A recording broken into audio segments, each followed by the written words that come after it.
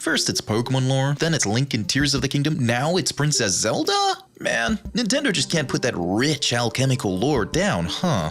Oh, hey thinkers. I was pondering why Zelda Echoes of Wisdom, or rather Nintendo lore, is the way it is. See, for some strange reason, Eldritch lore and alchemy never ever seem to stop cropping up no matter which of the IPs I seem to deep dive into, and well, Echoes of Wisdom and Zelda Tears of the Kingdom are no exception. Sheesh, all of Zelda lore is no exception really, but then again neither is Pokemon, especially Pokemon, but like, Zelda? Come to think of it, why hasn't Loxton covered this alchemical revelation? Oh right, he's the god of PokeTube, not Zeltube. Loki, go subscribe to Loxton and log in for super wild fun Pokemon Theory times! So, Princess Zelda. She's got a new friend, a new staff, and a rather cool set of abilities. Abilities granted to her through the friend she made, a greater being known as Tri, who resembles the Triforce. The only agreement made between both is friendship and to save everyone and Hyrule. Now look, this is a bit of a hot take, but hear me out. Princess Zelda in Echoes of Wisdom, by the textbook definition of it, is for all intents and purposes a warlock. At least according to D&D, aka Dungeons & Dragons. A warlock is a form of magic user that has their powers vastly augmented or magical powers granted to the user via a greater being sharing their tremendous font of power. Usually it's shared in exchange for an agreement or pact. Now, within Eldritch lore, aka the lore of beings such as Cthulhu or Shoggoth or Cathanid, people often try to summon elder gods or greater beings and make dark pacts in exchange for great boons of magical and or arcane powers. Often these powers are granted via the eldritch being through the passing of forbidden knowledge that will usually curse the magic user in one way or another with a form of madness or ailment, and the pacts made to the eldritch entity typically involve becoming their slave or servant or making a great personal sacrifice. In the case of Tri, this being is an entity that seems to formulate from what I can only speculate to being the consciousness of the Triforce manifested into something the living denizens of Hyrule can interpret.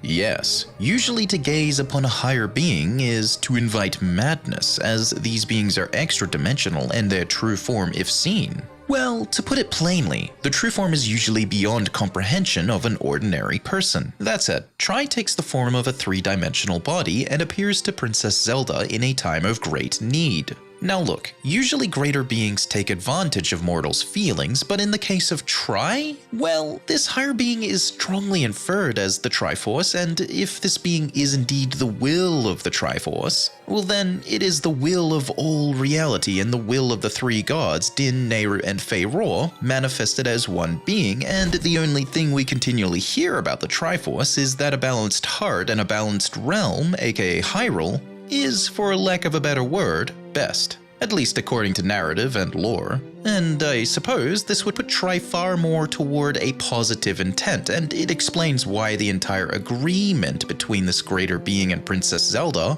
is one of coexistence and mutual benefit, friendship, and the preservation of reality and its denizens. Balance and harmony is what the Triforce wants, what Tri is inherently tied towards upholding. Now we can simply just chalk up Princess Zelda to only being a warlock, but can you only be one class in D&D or in Baldur's Gate 3? No. You can multi-class or multi-scale as it's sometimes called. Princess Zelda was always a sorcerer first. She is magic. It lives and breathes and flows naturally through her, which is kind of what separates a sorcerer from a wizard. She carries the blood of the goddess Hylia and will always inherit the powers of that bloodline. But in Echoes of Wisdom, it's very apparent that she's multi-scaled into a warlock class, rolled a nat 20 to persuasion, and has a mutually beneficial agreement with Tri, so... Okay, that explains why her powers are crazily over the top.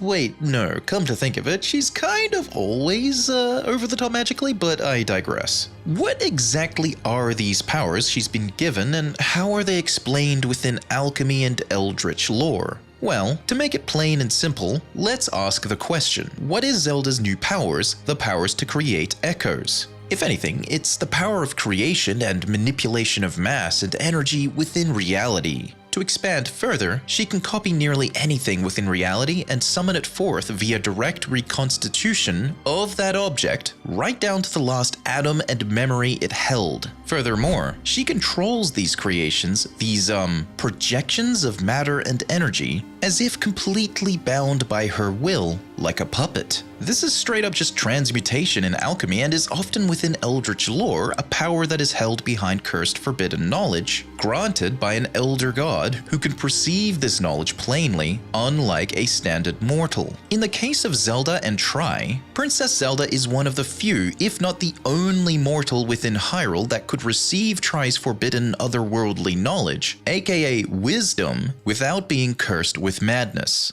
Remember, Zelda isn't just some normie mortal. Princess Zelda is already a sorcerer that traces her powers back to her lineage as she was once a divine goddess, aka a greater being.